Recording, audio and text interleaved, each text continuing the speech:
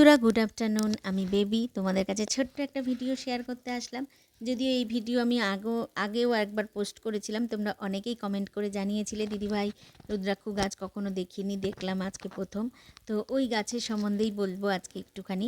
যখন ছোট ফল ধরেছিল তখনই তোমাদেরকে দেখিয়েছিলাম, আর আজকে কিন্তু ফলগুলো বড় হয়ে গেছে, আর এখন কিন্তু ফলগুলো ঝরে ঝরে নিচে পড়ে, সেগুলোকে কুড়িয়ে কুড়িয়ে আমি রেখে দিই, সেটাও তোমাদের সাথে আমি বলেছিলাম। তো দেখো কত বড় বড় সাইজ হয়েছে, এবারে মনে হচ্ছে যেন ঠিক ব্লুবেরির মতন লাগছে, খুব সুন্দর অপূর্ব কালার লাগছে ওপরটা। তো দেখো একটা থালার মধ্যে আমি ঢেলে ফেললাম, অনেক আছে। আর একটা পিতলের গামলায় জল নিয়ে এই রুদ্রাক্ষগুলো ভিজিয়ে দিতে হয়, একটু এক রাত ভিজানো থাকে, তারপর ঘষে ঘষে পরিষ্কার করতে হয়। এটা কিন্তু কাঁচা আছে, দেখো এই যে সেফটি পিন দিয়ে এরকম করে ফুটো করে দিতে হয়। এই দেখো শুকনো একটা, এই যে এটা কিন্তু পুরোটা শুকনো, যেগুলো ভাসছে একদম শুকিয়ে গেছে, যেগুলো মানে ডুবে গেছে ওগুলো কিন্তু এখনও কাঁচা আছে। তো পরিষ্কার করে একটু শুকিয়ে নিলেই হয়ে যাবে, বাস। এর মধ্যে 5মুখী আছে, 7মুখী আছে, 4মুখী আছে, কিন্তু 1মুখী আজও পাইনি খুঁজে। এই দেখো এইভাবে কিন্তু ফুটো করে দিতে হয়।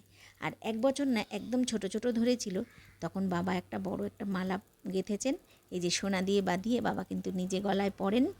তো নিজেদের অরিজিনাল গাছের রুদ্রাক্ষ কেমন লাগলো জানিও।